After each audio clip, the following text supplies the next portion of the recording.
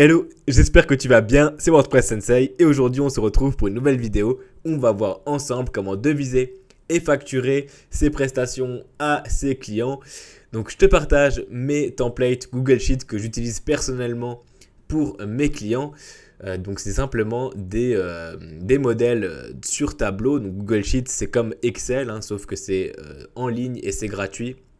Ça te permet tout simplement de sauvegarder automatiquement ce que tu crées dessus.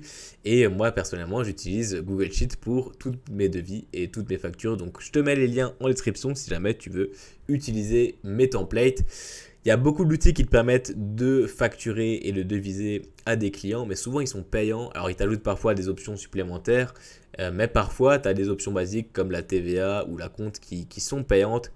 Et voilà, personnellement, ça m'a toujours embêté de dépenser de l'argent juste pour envoyer des devis et des factures. Donc, j'ai créé mes propres modèles et donc je te les partage aujourd'hui gratuitement en description. Donc, n'hésite pas à aller les prendre, à les copier et à les utiliser pour ta micro-entreprise, ton entreprise ou que sais-je encore. Et donc je te partage dans cette vidéo toutes mes astuces sur la création de devis et la facturation. Ça fait maintenant 7 ans que je suis à mon compte en tant qu'expert WordPress. Donc voilà, si je peux te donner quelques petites astuces à ce niveau-là, c'est toujours bon à prendre. Donc voilà, c'est une petite série de vidéos que je commence avec celle-ci où je te partage un peu les dessous d'être de freelance, de web freelance ou de digital nomade aussi également. Donc là actuellement par exemple je suis à Bangkok, donc moi ça va super bien, j'espère que toi tu vas bien aussi. J'adore ces premiers jours de découverte où tu es dans un nouveau lieu et que tu découvres une nouvelle culture, de nouveaux bruits, de nouvelles saveurs, de nouvelles odeurs. C'est vraiment enrichissant. Donc voilà, si toi aussi tu veux vivre un peu cette vie de digital nomade, je créerai des vidéos prochainement à ce sujet-là également. Donc voilà, n'hésite pas à me dire si ça peut te parler. Donc si tu es nouveau ou nouvelle ici, le but de cette chaîne, c'est vraiment de te donner un maximum de valeur sur WordPress et sur le web en général, sur l'entrepreneuriat, mais vraiment sur WordPress, parce que je suis expert WordPress maintenant depuis plusieurs années.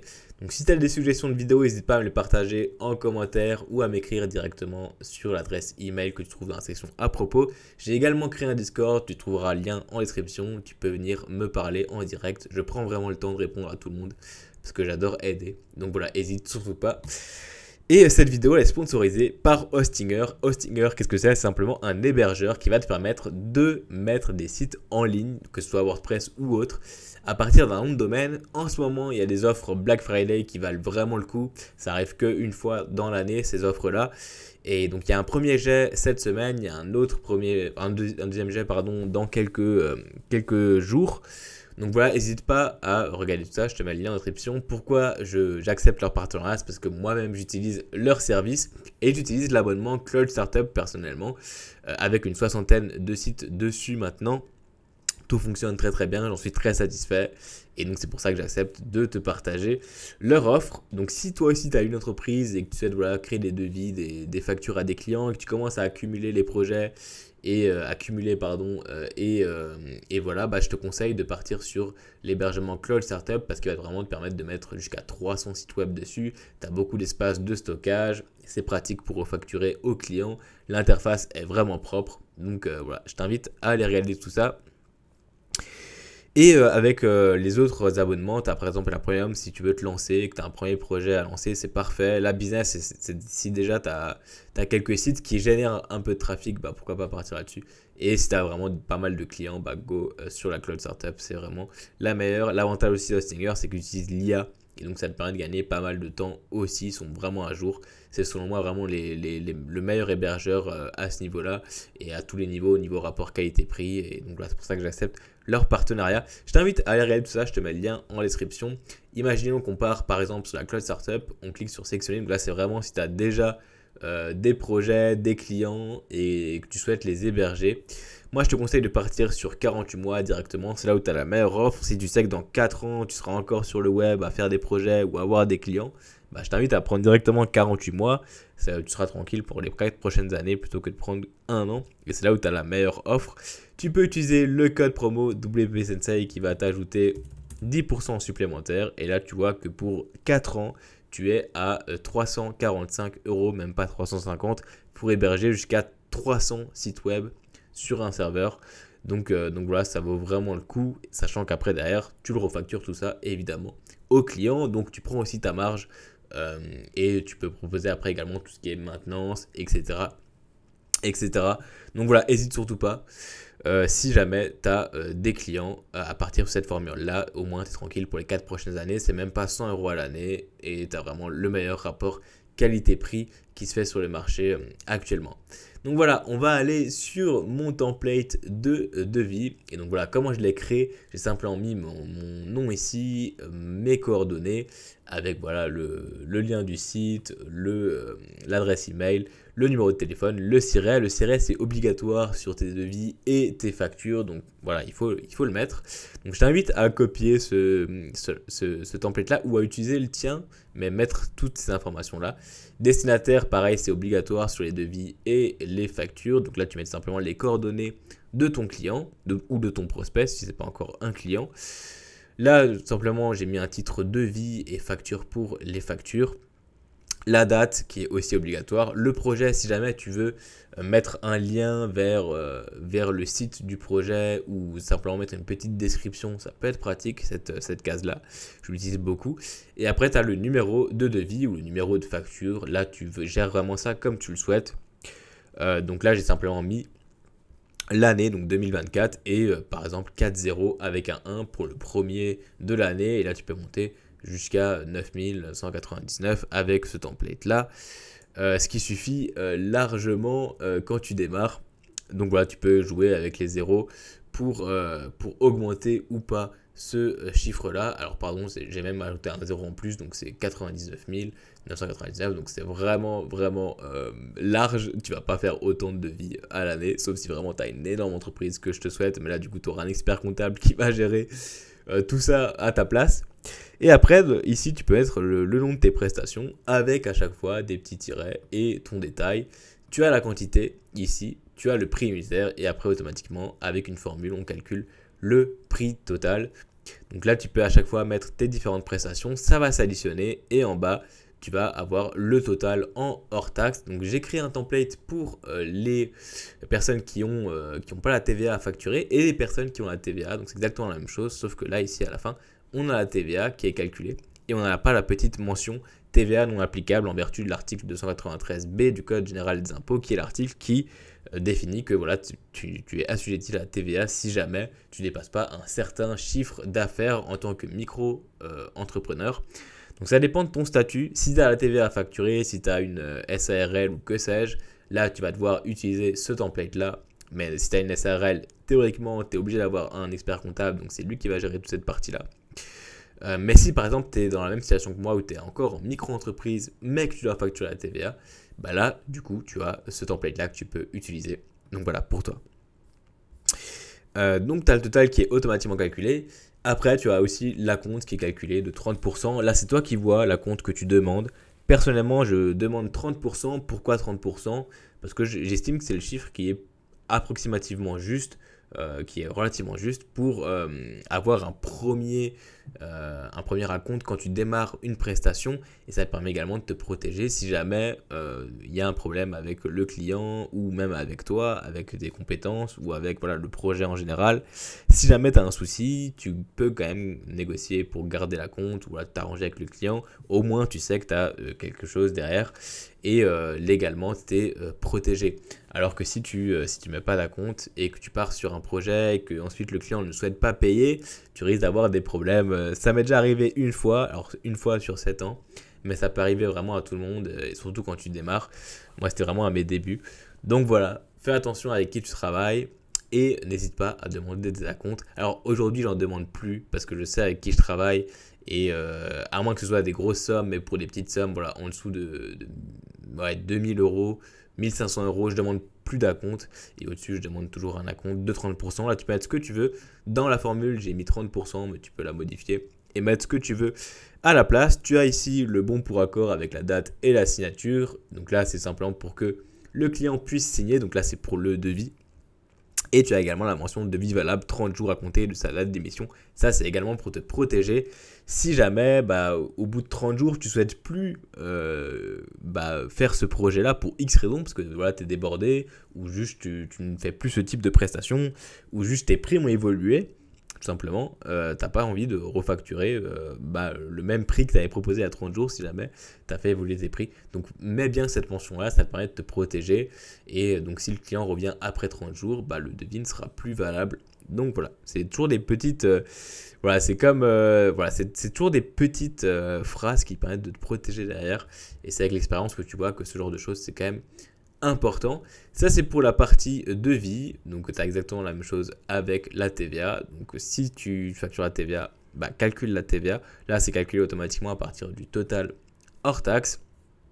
Alors, pour rappel, la TVA en micro-entreprise, tu dois la facturer. Alors, j'ai pas envie de dire de bêtises, mais c'est tu as un premier palier à ne pas dépasser 2 années consécutives qui est de 34 000 € et quelques, il me semble.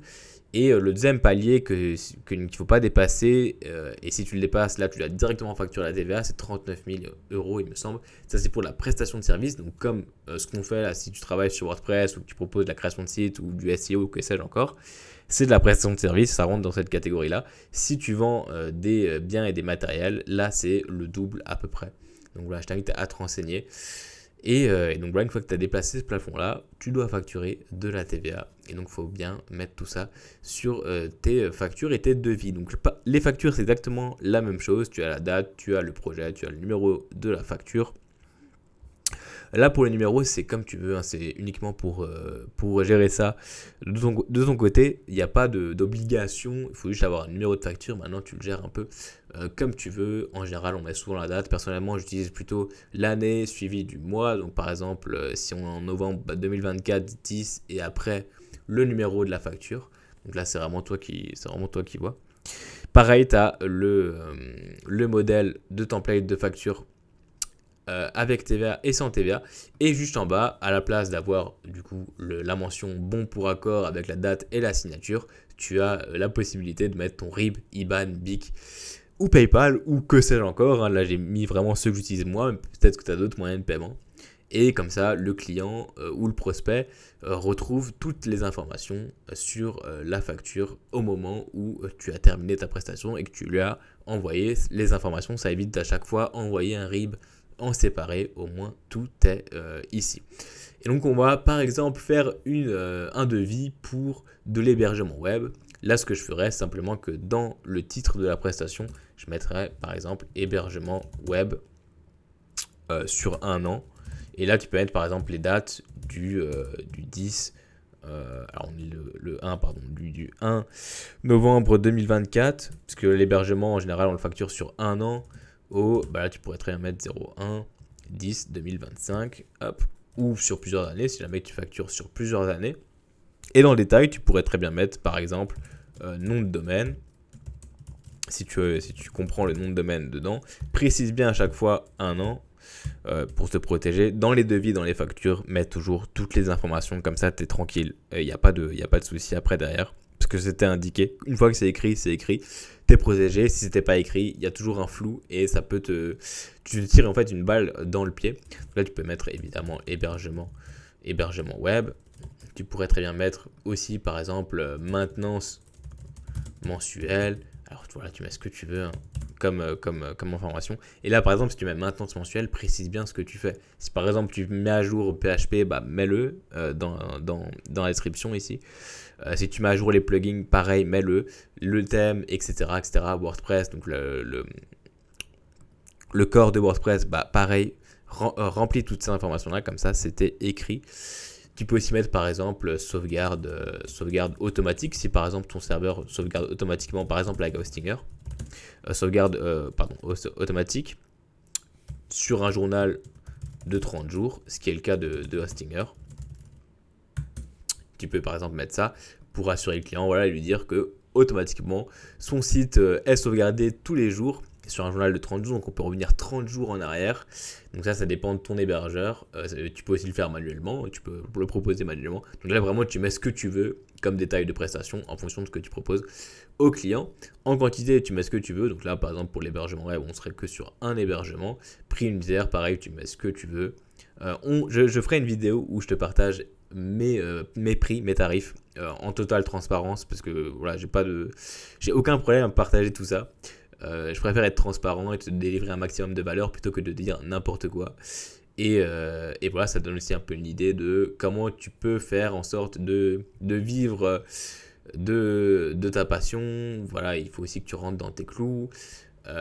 Donc voilà, c'est une partie qui est assez complexe, définir ses tarifs. J'en ferai une vidéo vraiment détaillée. Là, c'est vraiment uniquement comment créer un devis, comment créer une facture. Et donc voilà un exemple, si tu as une autre prestation à faire, bah, tu peux copier le titre ici, le mettre en dessous. Tu pourrais par exemple mettre optimisation SEO du site. Je mets n'importe quoi, mais c'est vraiment juste pour te montrer. Hop. Et pareil, tu copies après les détails ici. Donc tu copies ou tu réécris. Si tu n'as pas le style, tu copies-colles. Hein, ça fonctionne vraiment comme un Excel ou un Google Docs ou un Word. Donc c'est vraiment très intuitif. Tu peux modifier le style hein, comme tu le souhaites des templates. Donc par exemple tout ce qui est couleurs, bah, tu peux mettre tes couleurs à toi pour fitter avec ta charte graphique. Donc voilà. Et tu complètes à chaque fois tes informations là comme ça. Pareil pour la quantité, après, bah, tu as juste à mettre un ou plusieurs à côté de ta deuxième prestation. Tu mets ton prix, imaginons ici 400 €, hop, tu mets 400 €, automatiquement ça s'additionne. Là on n'a pas de TVA et tu vois que l'acompte s'ajuste. Si jamais tu as un acompte avec des décimales derrière, bah, tu peux toujours arrondir manuellement, donc enlever la formule et mettre le chiffre que tu souhaites vraiment. Parce que c'est un peu chiant parfois de demander des acomptes avec voilà, 270,50 centimes. Encore 50 centimes, ça va. Parfois, c'est un peu chiant. Notamment après pour déclarer tout ça. Donc, moi, je t'invite à arrondir à chaque fois. Ou au-dessus ou en dessous. C'est comme tu le souhaites. Donc voilà, ça ne changera pas grand-chose. En général, on parle de quelques euros. Ah oui, j'ai oublié. Mais comment exporter tes devis? Bah, en fait, tu as juste tes factures. Tu as juste cliqué sur Fichier, télécharger. Alors tu peux également envoyer le devis ou la facture par mail, c'est possible. Mais moi je t'invite vraiment à cliquer sur télécharger et en général personnellement j'utilise le format PDF parce que ça fonctionne très très bien. Donc je clique sur PDF et là tu as plusieurs options, tu peux ou ajuster à la page ou ajuster à la largeur. Donc là c'est vraiment toi qui vois en fonction de la taille de ton devis. Ça peut être pas mal si tu as beaucoup de texte, beaucoup de lignes. Bah, tout simplement pour rendre ça plus lisible et sinon tu peux cliquer sur ajouter à la page et ça te le fait sur une seule page, ce qui suffit avec le template que je t'ai créé. Mais voilà, si tu as créé plusieurs lignes supplémentaires, bah, clique sur ajouter à la largeur, ça sera très très bien. Et après tu cliques sur exporter, ça va simplement t'exporter un PDF que tu vas pouvoir utiliser pour tes clients. Tu le renommes correctement et tu peux l'envoyer à tes clients. Si tu veux ajouter des lignes, tu as juste à cliquer sur un nombre de lignes que tu souhaites. Par exemple, 4 lignes ici, tu fais clic droit, insérer 4 lignes au-dessus et ça va t'ajouter des lignes à ton devis ou à ta facture. Donc voilà, j'espère que cette vidéo t'aura servi. N'hésite pas si tu as des questions. Merci d'être de plus en plus nombreux. N'hésite pas à faire un tour sur le Discord si jamais tu veux discuter un peu avec la communauté. Et merci à Hostinger de sponsoriser cette vidéo. Je te recommande vraiment leur service. C'est vraiment les meilleurs en termes de rapport qualité-prix. Je te mets tous les liens en description. Et puis je te dis à très bientôt pour une prochaine vidéo. Probablement sur comment définir ses tarifs en tant que freelance. Voilà, bye bye.